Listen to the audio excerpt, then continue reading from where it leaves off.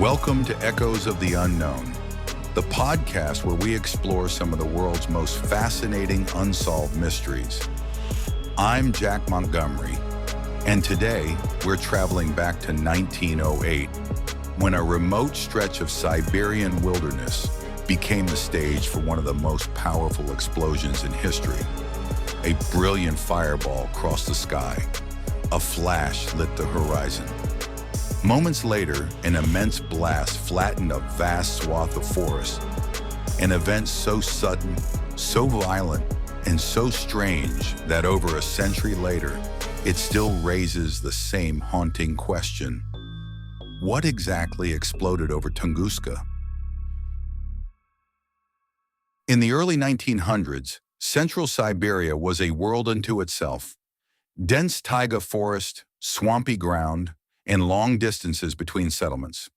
The region around the Tunguska River was sparsely populated, home to Evenki reindeer herders and a scattering of Russian settlers. One summer morning, on June 30th, 1908, at roughly 7:14 to 7:17 a.m. local time, witnesses described seeing a bluish-white light moving across the sky, bright, startling, and fast. Some said it was nearly as bright as the sun. Others spoke of a thin trail behind it, like smoke drawn across the heavens. Then came the flash, a sudden burst of light, a rising pillar of fire, a swelling cloud, and minutes later, a thunderous series of booms, like distant artillery rolling across the forest. The shock wave was enormous. People were knocked off their feet, windows shattered hundreds of miles away. In the trading post of Vanavara, roughly 40 miles from the suspected epicenter, residents reported being thrown by the blast and feeling a wave of heat. And in the forest itself, the destruction was almost beyond comprehension. Over an area of roughly 800 square miles, the taiga was flattened. Trees were snapped, stripped, and flung outward in a radial pattern. By later estimates, tens of millions of trees were felled, a figure often cited as around 80 million. However, the true number is difficult to pin down precisely, given the remoteness and the limitations of early surveys. And yet, amid all that devastation, one detail would become the heart of the mystery. There was no obvious crater. If a large object had slammed into the earth, logic suggested it would leave a scar. A bowl of blasted earth, a field of debris, something unmistakable. But Tunguska offered no such certainty. At the time, Russia was dealing with upheaval and distance on a scale that's hard to imagine today. The event occurred far from major cities, far from scientific institutions, and far from rapid response. Reports filtered outward through newspapers and word of mouth, but serious scientific investigation was delayed for years. It wasn't until the 1920s that a determined researcher began pushing to reach the site. His name was Leonid Kulik, a Russian mineralogist with a particular interest in meteorites. Kulik became convinced that Tunguska could be the result of a meteorite fall, possibly containing valuable meteoric iron. In the early 1920s, he began organizing efforts to investigate, but the terrain was punishing, the logistics brutal, and progress slow. Finally, in 1927, Kulik led the first major expedition that reached the heart of the blast zone. What he found looked like a landscape after war. Trees lay in vast, orderly ruin. Not random, not chaotic, but patterned. Most of the forest was knocked down outward from a central point, but at the very center, an eerie stand of trees remained upright, scorched, stripped of branches, standing like blackened poles. This unique pattern told a story. If an explosion occurs high in the air, the blast wave can drive downward first, stripping and scorching what lies directly beneath it, while the outward moving shock wave knocks down trees farther away, radiating in a giant ring. That is exactly what Tunguska seemed to show. An airburst, not an impact, not a crater-forming collision, but a powerful explosion in the atmosphere. Today, the leading explanation is that the Tunguska event was caused by a meteoroid, likely a small asteroid, possibly a comet, that entered Earth's atmosphere at high speed and disintegrated before it could strike the ground. As the object descended, the air in front of it would have compressed and heated violently. The stresses would have climbed in seconds, until the object either fragmented, exploded, or both. The result was a massive release of energy, high above the forest, like a natural bomb detonating in the sky. How powerful was it? Estimates vary. Published ranges span from a few megatons to several tens of megatons of TNT equivalent. A commonly cited figure, and one that fits many models, is on the order of 10 to 15 megatons, with the explosion occurring at an altitude of roughly 3 to 6 miles above the ground. That's an astonishing amount of energy. If a Tunguska-scale airburst happened today over a major city, the results would be catastrophic. Not just shattered windows, but widespread structural damage and mass casualties. In 1908, the remote location luckily spared the world from that outcome. But it didn't spare the Earth from the mystery, because even if the airburst model explains the pattern of destruction, it still leaves open the most tantalizing questions. What was the object, and where did it go? Over the decades, scientists have looked for chemical fingerprints, tiny traces left behind by a visitor from space. Researchers have found microscopic particles in the region consistent with extraterrestrial material, hints that something truly did arrive from beyond Earth. But no single smoking gun fragment, no large recovered core, has ever settled the argument definitively. That absence has helped keep Tunguska alive in the public imagination. And where certainty ends, speculation begins.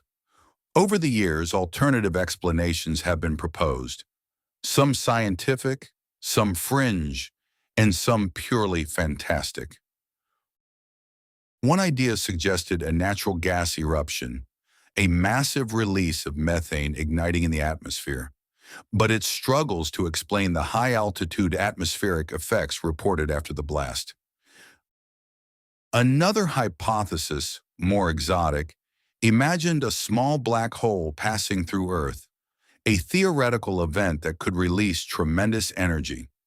But if something like that had pierced the planet, it would likely leave measurable effects elsewhere, and nothing conclusive has been found.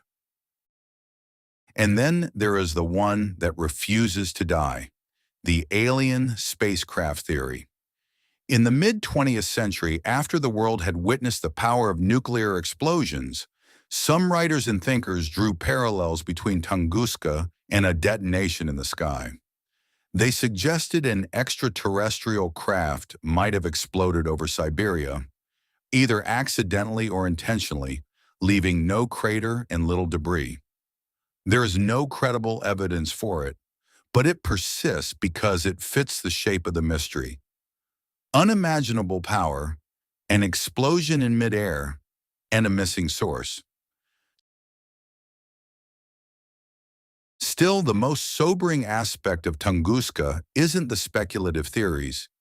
It's the reality that something like it is not only possible, it's inevitable on long enough timescales. And in 2013, the world received a stark reminder.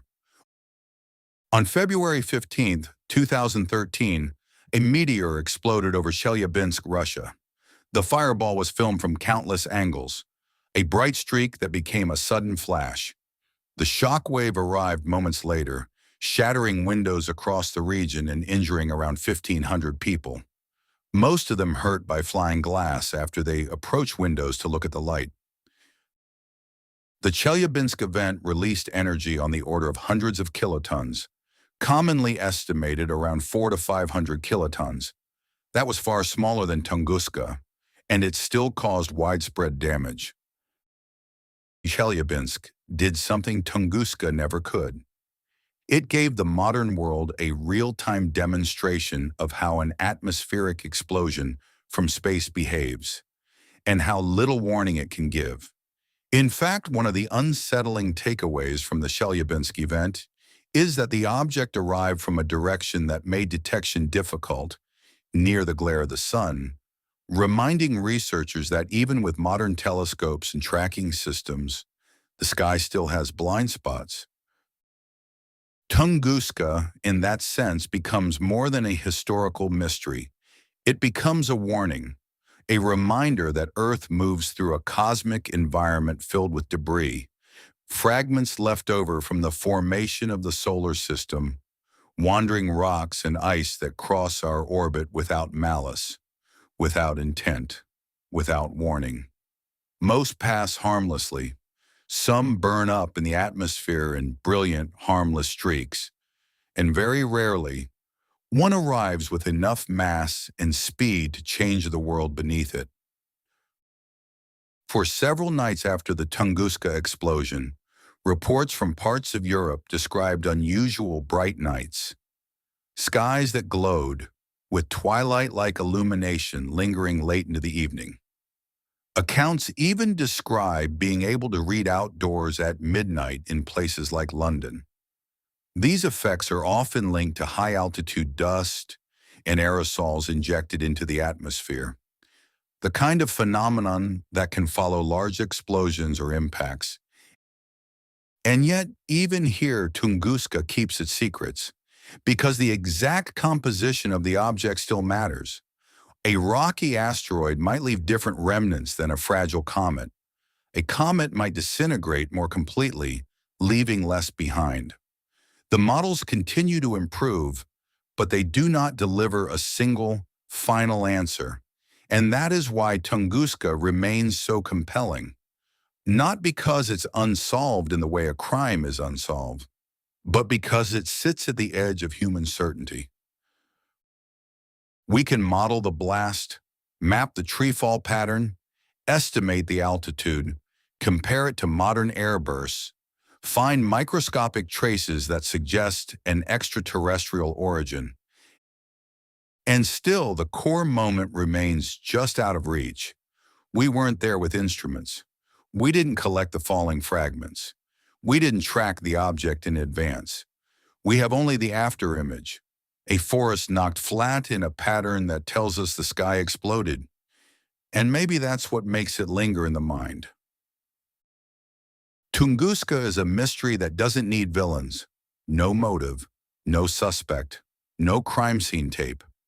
Just a reminder that the universe can reach down and touch the Earth with overwhelming force. Without warning and without explanation, we can hold in our hands. The Tunguska forest eventually regrew.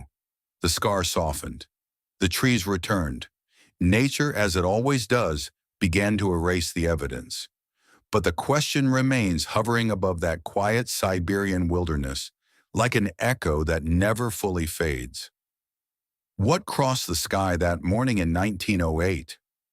What exploded over the taiga with the force of a great weapon, long before humans had built such power themselves? And how close did the world come to something far worse? Thank you for listening to today's episode of Echoes of the Unknown. If you found this story compelling, please don't forget to subscribe, leave a review, and share with fellow mystery lovers. Until next time, stay safe, stay curious, and remember, sometimes the greatest mysteries aren't buried beneath the ground. They're written across the sky.